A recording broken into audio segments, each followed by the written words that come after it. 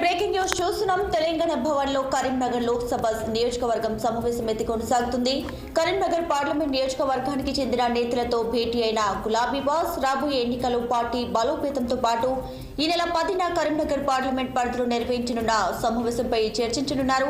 ఇక అంతకుముందు తెలంగాణ భవన్ కు చేరుకున్న అధినేత కేసీఆర్ కి అయితే పార్టీ నేతలు ఘన స్వాగతం పలికారు.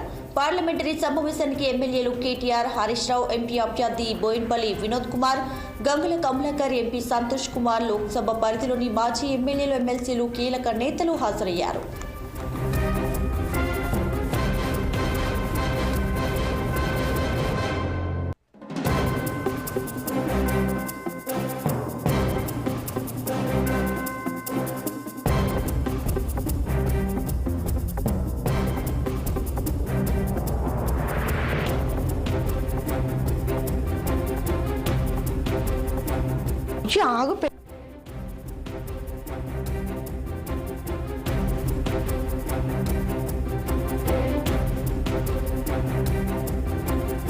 తెలంగాణ భవన్ లో కరీంనగర్ లోక్సభ నియోజకవర్గం సమావేశం కొనసాగుతుంది. కరీంనగర్ పార్లమెంట్ నియోజకవర్గానికి చెందినటువంటి నేతలతో గులాబీ బాస్ భేటీ అయ్యారు. ఈ సందర్భంగా రాబోయే ఎన్నికలు పార్టీ బలోపేతంతో పాటు ఈ నెల 10న కరీంనగర్ పార్లమెంట్ పరిధిలో నిర్వహించనున్న సమావేశంపై చర్చించనున్నారు.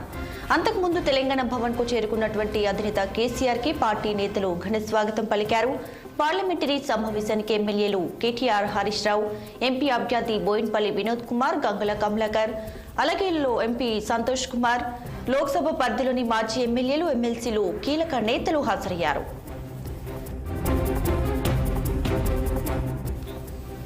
రైట్గా ఇదే అంశంపై మరింత సమాచారాన్ని మా పొలిటికల్ బ్యూరో చీఫ్ రామ్ అందిస్తారు లైవ్ ద్వారా.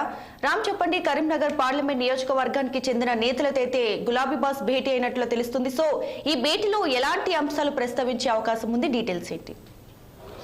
అయితే మాజీ ముఖ్యమంత్రి బీఆర్ఎస్ పార్టీ అధినేత కేసీఆర్ కొద్దిసేపటి క్రితం తెలంగాణ భవన్లో కరీంనగర్ మరియు పెద్దపల్లి పార్లమెంటు నియోజకవర్గ సమీక్ష సమావేశాలకు సిద్ధమయ్యారు. కొద్దిసేపటి క్రితమే కరీంనగర్ పార్లమెంటరీ పార్టీ సమావేశం ప్రారంభమైంది. ఈ సమావేశంలో మాజీ మంత్రులు హరీష్ రావు, కేటీఆర్తో పాటు గంగుల కమలాకర్, జిల్లా పరిధిలోని మాజీ ఎమ్మెల్యేలు, మాజీ ఎమ్మెల్సీలు, ప్రస్తుతం ఎమ్మెల్సీలతో పాటు ముఖ్య నేతలు హాజరయ్యారు. ముఖ్యంగా వచ్చే పార్లమెంట్ ఎన్నికల్లో లోక్సభ అభ్యర్థులు ఎన్నికల్లో పోటీ చేసే అభ్యర్థుల ఫైనల్ చేయడమే కసరత్తుగా ఈ సమావేశాలు కేసీఆర్ నిర్వహిస్తున్నారు. ఎందుకంటే అసెంబ్లీ ఎన్నికల్లో ఓటమి తర్వాత తెలంగాణ భవన్ వేదికగా మొత్తం 17 పార్లమెంటు నియోజకవర్గ సమీక్ష సమావేశాలు కేటీఆర్, హరీష్ రావు ఇద్దరు కూడా సమీక్ష సమావేశాలు నిర్వహించారు. ఓటమి గల కారణాలను, భవిష్యత్తులో తీసుకోవాల్సిన చర్యలపై, అంశాలపై కూడా వాళ్ళు చర్చించారు. అయితే ముఖ్యంగా ఇప్పుడు ఎందుకంటే బీఆర్ఎస్ పార్టీ నుంచి అటు కాంగ్రెస్, బీజేపీల వైపు పెద్ద ఎత్తున చేరికలు జరుగుతూ ఉన్నాయి. ఇప్పటికే సిట్టింగ్ ఎంపీలు ముగ్గురు బీజేపీలో చేరారు, బీజేపీ కాంగ్రెస్లో చేరారు. మరో కొంతమంది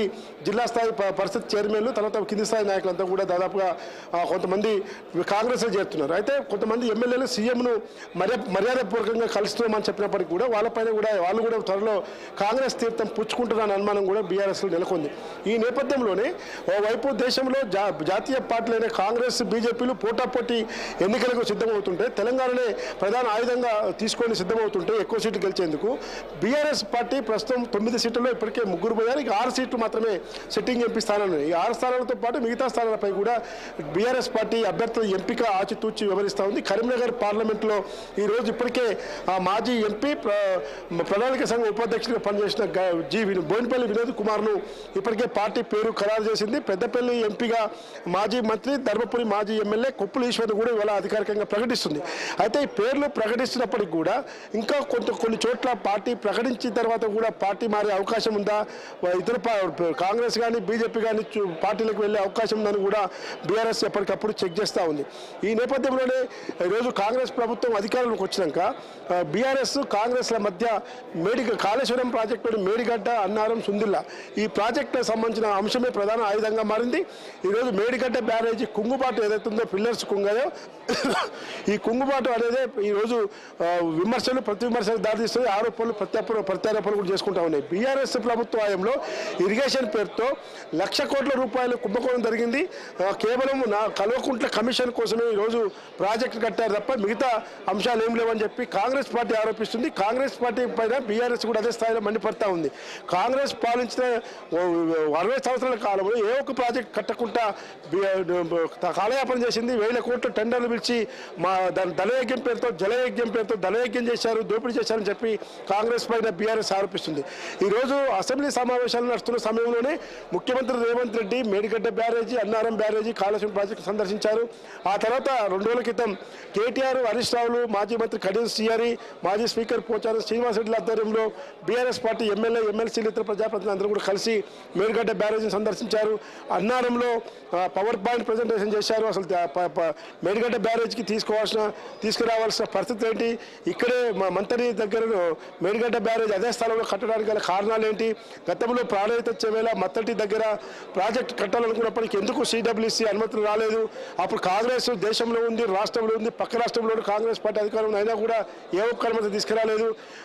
టీఆర్ఎస్ ప్రభుత్వం తెలంగాణ రాష్ట్రం ఏర్పడి టీఆర్ఎస్ ప్రభుత్వం వచ్చినాకనే 2015 నుంచి ప్రాజెక్టు అనుమతుల కోసం మహారాష్ట్రలో బీజేపీ గవర్నమెంట్ ఉన్నప్పటికీ కూడా కేంద్రంతో మాట్లాడి ఒప్పించి ఆ ప్రాజెక్టు నిర్మాణానికి శంకుస్థాపన చేసి 2019లో ప్రాజెక్టుకు ప్రారంభించారు.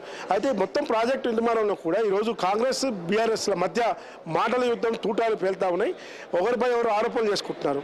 కాబట్టి ఈరోజు మేడిగడ్డ బ్యారేజీ విషయంలో కాంగ్రెస్ చేస్తున్న వాదనలు తిప్పికొట్టేందుకు కరీంనగర్లో త్వరలో ఒక భారీ బహిరంగ సభ నిర్వహించాలని చెప్పి బీఆర్ఎస్ పార్టీ నిర్వహించింది. అందుకు మార్చి 10న ఇప్పటి వరకు ఉన్న సమాచారం ప్రకారం మార్చి 10వ తేదీన ఒక ఖరారు చేసినప్పటికీ అది కాస్త ఎన్నికల షెడ్యూల్ వచ్చే నేపథ్యంలో అది కాస్త వెనక్కిపోయే అవకాశం కనబడతా ఉంది. కాబట్టి 9 లేదా 7వ తేదీ లేదా 9వ తేదీన పార్లమెంట్ ఎన్నికల షెడ్యూల్ కనుక వస్తే ఆ సభ మార్చి 10 కాకుండా షెడ్యూల్ తర్వాత నోటిఫికేషన్ తర్వాత నిర్వహించేందుకు కూడా బీఆర్ఎస్ పార్టీ సిద్ధమవుతోంది.